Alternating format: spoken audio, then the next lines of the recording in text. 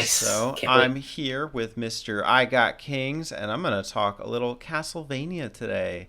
The Ooh. NES one, the original. So it was actually really hard to get information on this game, surprisingly. So I kind of went down that road. Do you know the name Hitoshi Akamatsu? Is that the designer who designed, who programmed Castlevania? He is the developer, or Developer. supposed developer. So Yeah. there's a dearth of information on him. The issue was that in that era, a lot of the programmers and creators of video games would use pen names in the credits. So you can't actually get information on them. Okay. And And that he, was that was for so they wouldn't steal like other developers, I take it. That's what I right. heard. Yeah, So I don't like, know the full history. Go ahead. mhm. So like I heard that in the credits, especially for musicians, they wouldn't give their real name. Like Castlevania at the end, they had like James Banana was the composer for that, and she went under that pseudonym. Similar to that is what you're saying. The And classic so, was Michael yeah, Jackson actually in Sonic 3. I think Mr. Yuji Naka come out and say that he was or something, or I don't know. Uh, who knows? Maybe. He's in prison. I Words think from the jail. maybe, yeah. Well, not now. He got off. He's off of it Oh, now. okay, But I good. think Go he's on Yuji. probation or something. If he keeps his nose clean, I think he can stay out of jail. So Excellent. he is. Yeah, We good love for to see him. it. So the issue with Hitoshi is that he actually dropped off of gaming after the original NES Castlevanias because they were a bit of a flop. I got my information from Shmuplations, and Mhm. normally Shmuplations does interviews, but they read tweets from one of the known developers of Castlevania who worked under Hitoshi's tutelage and was able to confirm that he was a lead designer. I can't access the tweets. I don't use Twitter in general, and you have to log in to see them. So shame on you, Elon, and that you have compromised this video somewhat. But I trust Shmuplations generally. So Yeah, I've heard they're pretty good. This was a recent find, right? this was done in Was it- 2019. Okay. Okay. According to the Wikipedia. But anyway, there is some interesting information that shows his perspective that went into the original NES Castlevania, and I'm happy to share some of these facts and get your opinions and Oh, experience as nice. well. Yeah. Sounds good. So the first one was about concept for Castlevania. Direct quote, "Why do the Belmonts fight with whips?" He replied, "It matched the world of the game I wanted to create. And as far as weapons go, whips are great at repelling enemies." By the way, this is the interview between the developer and Hitoshi. Also, because I love Raiders of the Lost Ark. Laughs. Ace, I didn't know that. That's awesome. Yeah, that's a good movie. I I like watched that it the other movie. night. It was Oh, crazy. like it? That wasn't your Yeah. first time? Yeah. No, it wasn't, but it's been a while, and I always thought Yeah. Indiana was kind of jokey. And it is. It is, but it's a ride the whole way through. It's like set piece, and it's just a ride. Enjoyable the whole way through. Yeah. The plot is So I didn't crazy. know that. Yeah. He I told didn't me know that. You like that? a lot of the developers at Konami back then were really into Western movies too. And then I was reading a little bit more about how they had like the concept of the video games as like a screenplay, and like the three NES Castlevanias were supposed to work in conjunction that way, and they kind of didn't. Oh, really? That's interesting. I guess maybe they did have film strips. I guess that was kind of like the Hammer horror thing, but huh. I didn't know that. Interesting. I didn't know that. So a screenplay, they were supposed to like fall into each other. Like, did they explain any more about like how did they Yeah, expand upon like the screenplay? I kind of skipped a little bit of this. I can take a moment and look for it, but I also don't want to. I could come back to it later. Okay, here we go. Akamatsu really loved film, and when it came to his own creations, he had a film director's eye. He talked about that film feeling a love. He'd say stuff like respect the visual frame and so forth. When I told him how great I thought the music for Castlevania was, he says that's because both the visuals and the music were made by people who consciously wanted to do something cinematic. And for his part, he tried to add interesting gameplay. And Yeah, it doesn't say any more about like the games in conjunction here. Okay, so they're movie lovers and they wanted to do something cinematic in the games, basically. Yep. And the whip was taken from Raiders. Yeah. That's pretty neat. I like that. I guess I should have known, like 80, 87, 88 when Raiders came out in 84, Mm-hmm. 83. So yeah, 81 was the first, or 81. yeah, Okay. the first Indiana Jones, and then it was like 84 was the next one. Okay. Temple. Okay. Mm-hmm. All right, I'm going to go on to a new quote here. This one is about controls. People love to bash the controls of the NES games, but Hitoshi-san defends them. Akamatsu is very strict about being sure the player controls, the timing of the graphics, and the resulting effect of pressing a button were all very closely aligned. He was very particular about the way the controls felt and making sure they were satisfying to the player. At one point, the developer jokes with Hitoshi. People say that they don't like the knockback for Simon. And his defense was, well, at least Simon can take a hit, unlike Mario over there who dies in one hit. Which is weird to me because Mario can always power back up with the mushroom, so that was kind of a weak defense. But yeah, it does show that he defends his control system. I agree with that. Yeah. I think it. Sorry, I don't mean to cut you. All right, you can go on. I didn't mean to cut you off. No, you're up. Go ahead. Oh, okay. I agree with that. I think it's very deliberate, but it controls. Well, I don't think it controls bad at all. It's just deliberate, and once you get it, you just get it, and you learn it. Yeah, I don't think he needs to make like this kind of like redirection. Oh well, Mario over there. I think you could defend the controls easily enough. Like once you get the systems down, like. Yeah, it did sound like he was a little defensive there about throwing Mario in there. I guess he's been hearing it his whole life, and he's just sick of it. It's like, no, I designed it this way. It's supposed to play this way, which I agree. I agree with him. I think it's designed well, very well designed game. Do you feel that the controls are satisfying? Do I? Yeah. I agree.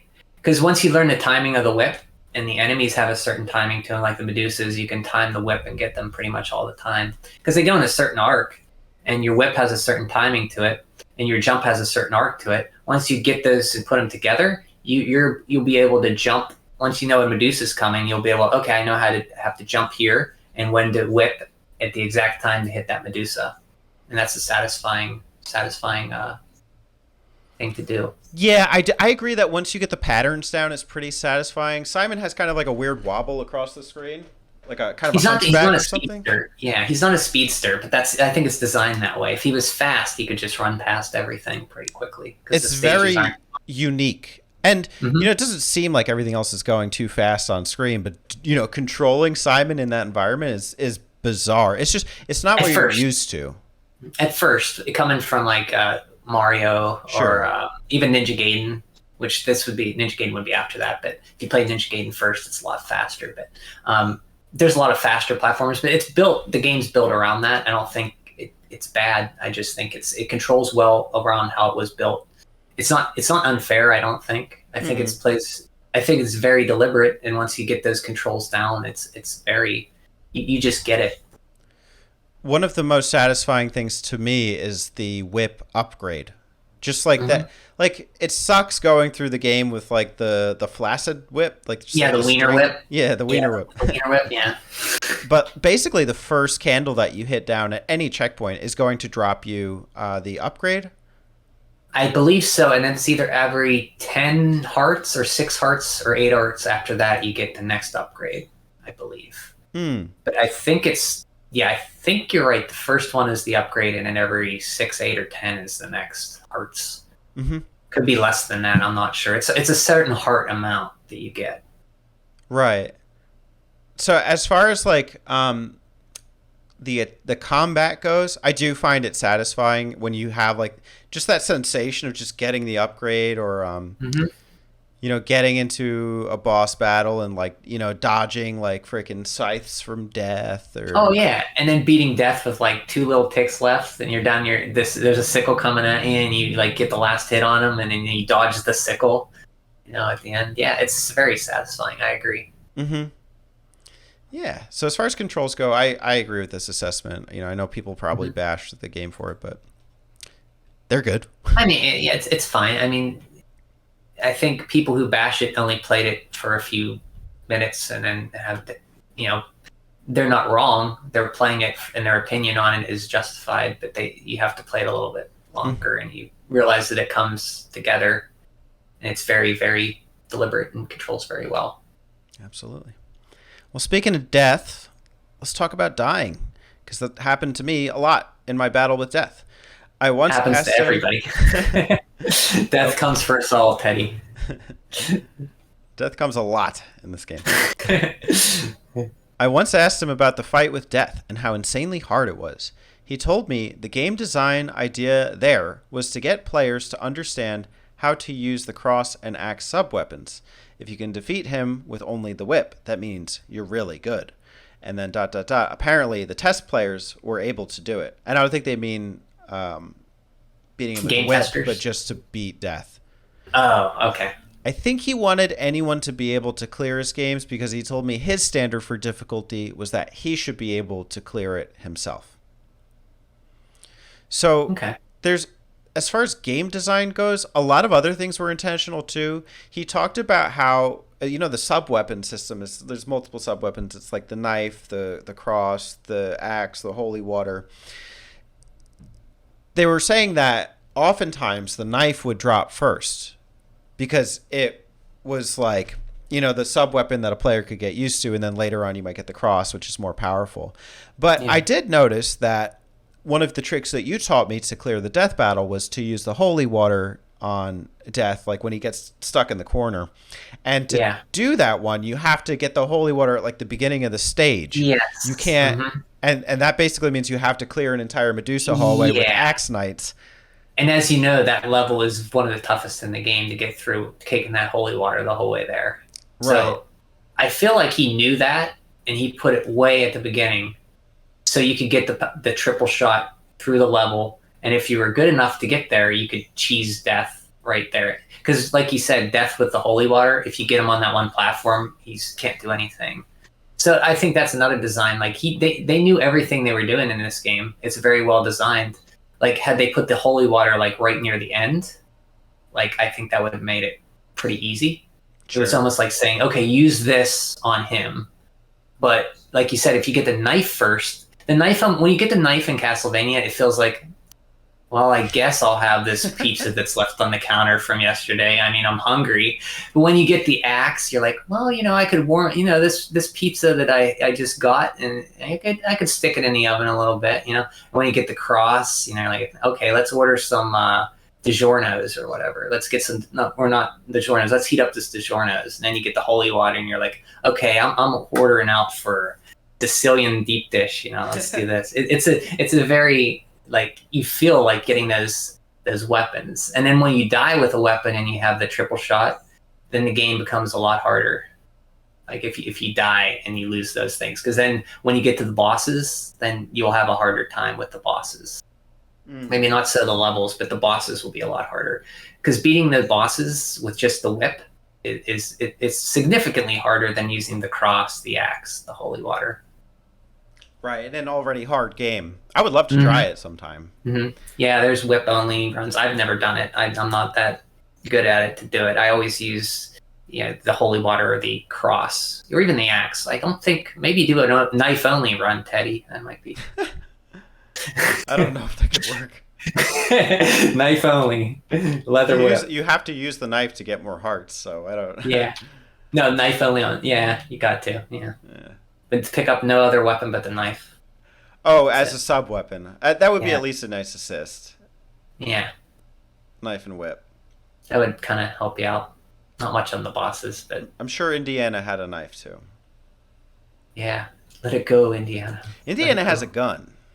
He does. He's not afraid to use it either. No, he's really not. He's killing people left and right. No, Raiders of the he's Lost Ark. vicious in there. Yeah. Running people over, kicking them out of vans. Yeah. Hey, that makes Simon a badass too. So he was hmm inspired by that guy. I didn't know that. What do you think of the game design in the original Castlevania? How would you describe it? Deliberate, fair, challenging, and your fault whenever you die, for the most part. I would say it's fair. It doesn't seem fair at first, but the more you play it, you realize that it is fair. The knockback thing can seem a little unfair, but that's just you have to realize once you play the game more, you'll realize that stuff appears at.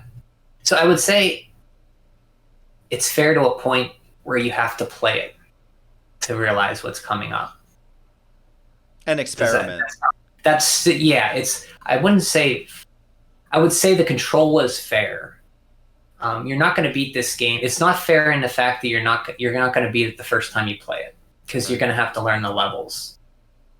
You might not even beat it the second, third, fourth, fifth, sixth, seventh time you beat it, but eventually you'll learn the levels.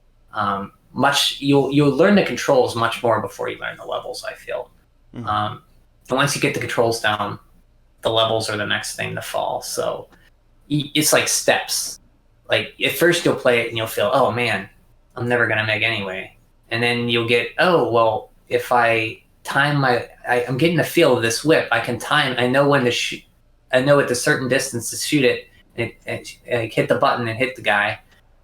You'll start to get a feel for how it plays, and the jump. While you can't change air in the trajectory in the air, it's very deliberate. You'll realize when to jump. So I think it's very well designed. I would say well designed, well playing, and actually deliberate is what I'd say. Mm-hmm. If I'd say anything about Castlevania, I would say deliberate. I would say probably deliberate in its design. There are a couple of things that I think like new players wouldn't know that are significantly helpful, like the multipliers. First off, I got them all the time, and I didn't know what they meant. I didn't know it meant that you could use multiple sub-weapons. That's explained in the manual, guaranteed. But we're not, based on our conversation earlier, we're not reading manuals nowadays. So it's kind of lost information. Like I feel like that's something you have to pass on, to newcomers to Castlevania. Yeah. So the first time I explained it to you that was the first time you knew about that when I told you on stream? Yes.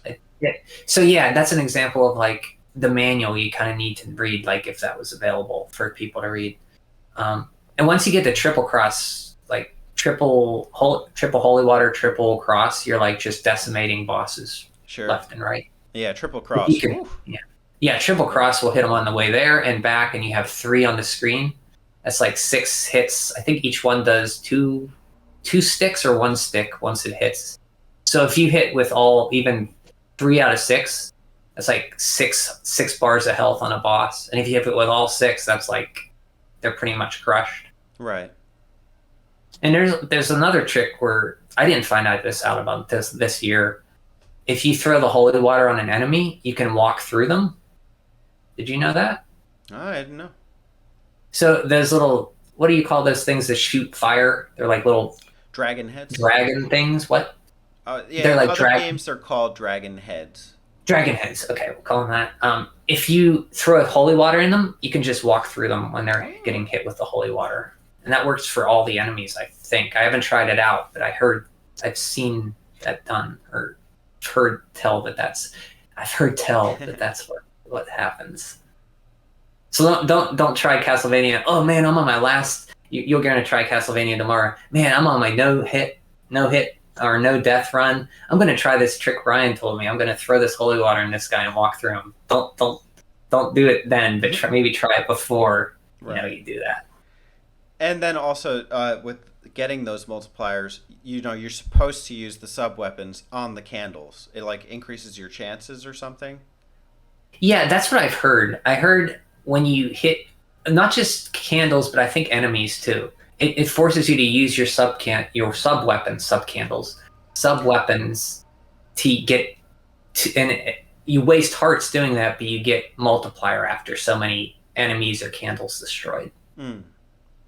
And there are sub weapon or multipliers hidden in bricks, but I think they're. I don't know where a lot of the locations of those are. Mm-hmm. So I've always just once I found out about that, the game became a lot easier. Yeah, I agree. I can't hold any of these things against Castlevania 1 for game design because that sounds like it was common knowledge back in the day. I will say the sub weapon one was not the multiplier was not. I don't think if I recall that wasn't mentioned in the Maybe manual. not the like trick to farming for it, but I Hmm. feel like people probably still knew that the multiplier at least multiplied your attacks. Yeah, it explains in the manual. Allows you to throw more weapons out at once or something like that. I forget My what it is. issue is just very Castlevania centric, where it's like things don't mean what you think they would mean because a multiplier to me means a score multiplier, and the game has a score counter. Yeah, yeah. So I always just assumed wrongly that it was like a score Oh, you multiplier. thought it was a score? Oh, Yes, okay, that's where my okay. I guess confusion that came makes in. sense. Okay, You, okay. I never thought of it that way. because Okay, you yeah, know that makes hearts sense. don't equal health in Castlevania 1. Actually, a Yeah. funny quote from this interview was saying, "Hey, why did they put meat? Why is meat the health recovery thing?" And then Hitoshi says, "Isn't it obvious?" And then it just leaves it there. Is it Oh, obvious? he likes meat. I Simon's a guess you could say meathead. that. Yeah. Isn't it obvious? Meat. I guess. Yeah. Eat meat and heal your life. I guess. Yeah. Um, I guess putting it in walls is a way to give a little exploration into the game too. Like, I need health. I'm gonna. Oh, if I like, Well, I that I can't remember. liked. You know, I I can't liked the imagine. Yeah, yeah. meat in the walls. Like, do you remember the first time? Like, I can't remember the first time I was playing Castlevania and I hit a wall and meat came out of it. I wish I could remember that memory because that would trigger something in your head. Like, oh, there's stuff hidden here. I can hit and get health back, With and then you're Castlevania, whipping no, it. never. Yeah, I can't remember that. But I can remember like my first time playing Metroid and like curling up as the ball and then like going through the wall and being like, or like using the little bomb and then making the wall explode. Those Oh things yeah, were with a little. significant. Yeah, But I definitely do have some Castlevania memories. it's good. Well, I know one you made this was this year, just beating it for the first time, the whole way through without Hmm, save state. that's And true. that's a good memory. I That's wish true. I remembered the first time I did that. Yeah, and now I have the archive too, so I can watch it whenever I Yeah, want. and you can watch it too, which is awesome. Even then, I think the act of streaming it helped me with Hmm. like just internalizing some of those moments. Like I will now forever think of um, experimenting with the Dracula boss until I got it to Yeah. work. Hmm. And you'll remember mastering that level up till to death with the hallway and the axe throwing guys and Well, the I don't Medusa know heads. about You'll mastering, but at least well, practicing. you'll remember getting good enough to get there with enough health to beat death. That's true. How's that? Yeah, Yeah, that's that. All right, we I got guess. like one or two more quotes here. In the original Castlevania, I asked Akamatsu about why Dracula's head flies off when you defeat the first phase of the boss fight. He said the head there, it's foreshadowing Dracula's resurrection.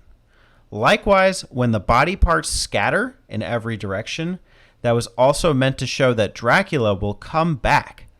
Actually, the second monstrous form you fight was meant to be an incarnation of the curse of man, not Dracula himself.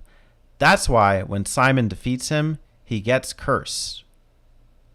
So I'll stop there. He's in the Castlevania 2 because he's cursed in that one.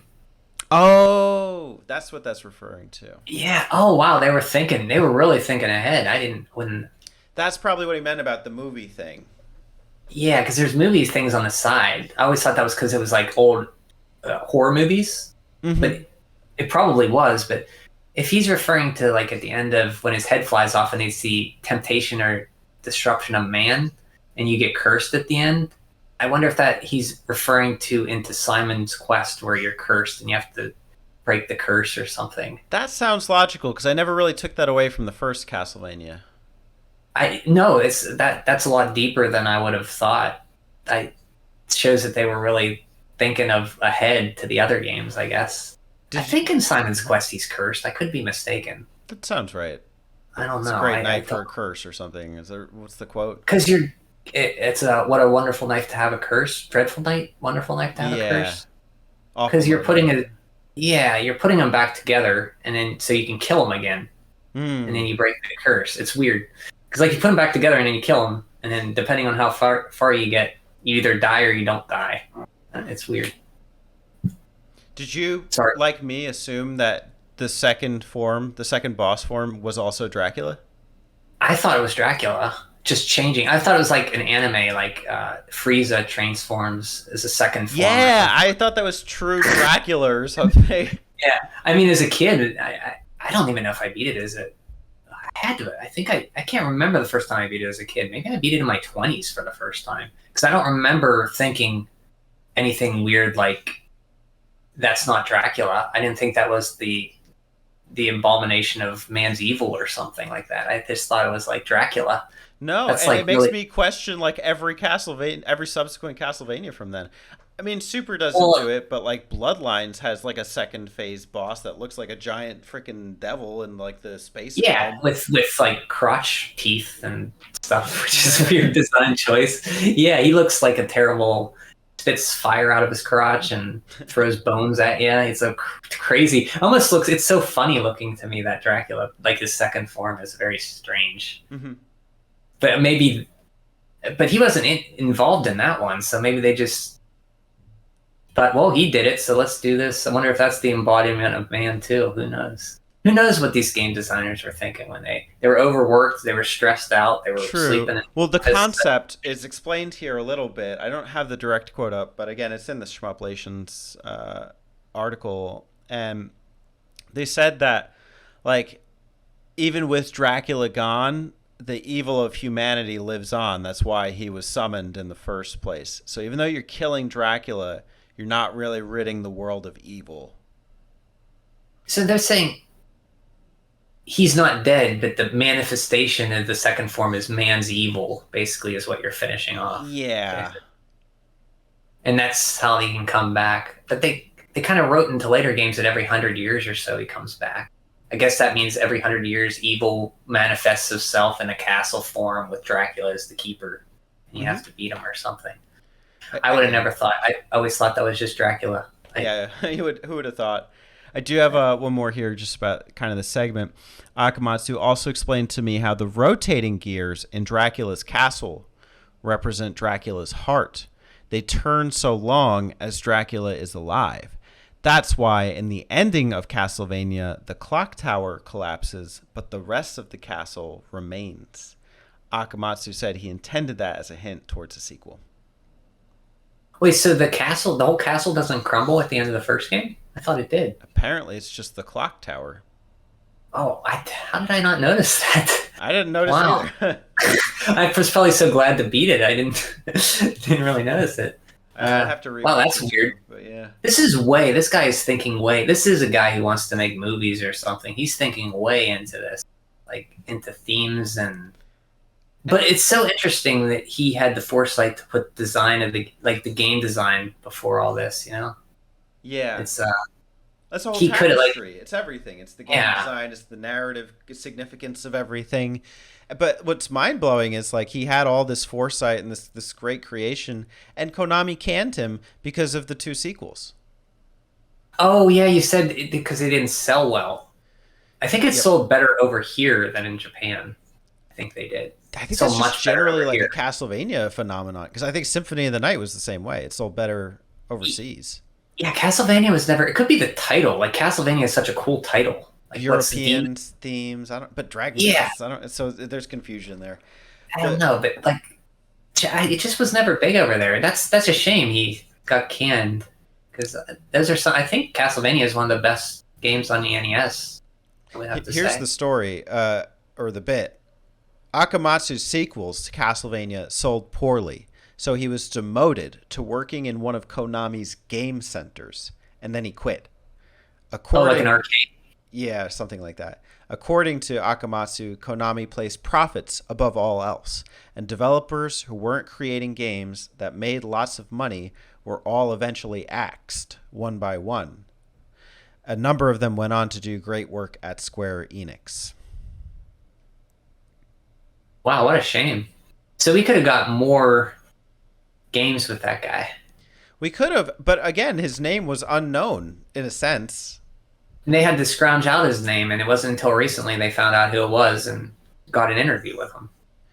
I don't know if it's That's an interview with him. It's there's like because on the Shmuplations thing, I don't have it up, but the only known photos of Hitoshi Akamatsu, unfortunately quite small, they're from like the 80s.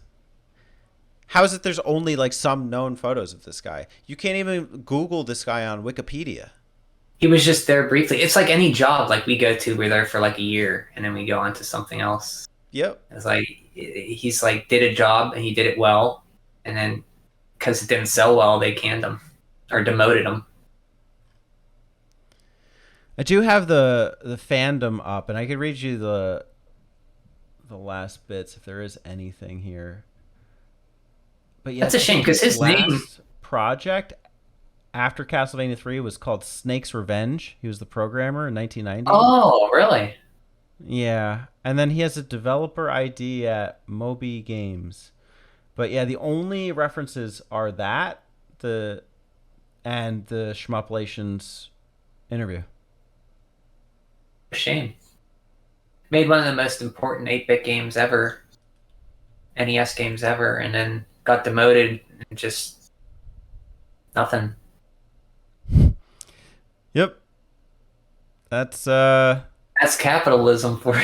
it's Konamiism. Yeah, Konami. Well, I'm sure there's lots of companies that would hire you nowadays, Toshi-san. Thank you for your Yeah. service. Thank you very much for many people my age and people now who play Castlevania and enjoy it immensely. Even if Konami doesn't, you were not in vain. You're talking like he's dead or something. We don't know. Talking like he's dead. We're talking like he's dead. No, he's probably. I wonder how old he was when he was at Konami. What, 20 something probably? I don't know how old the guy is, but that would make him like 60 now. He's in his 60s now, so. Yeah.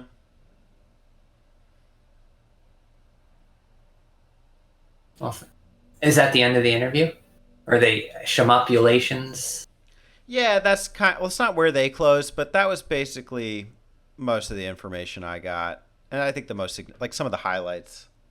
You should post that link in the video when you put this up, so I can.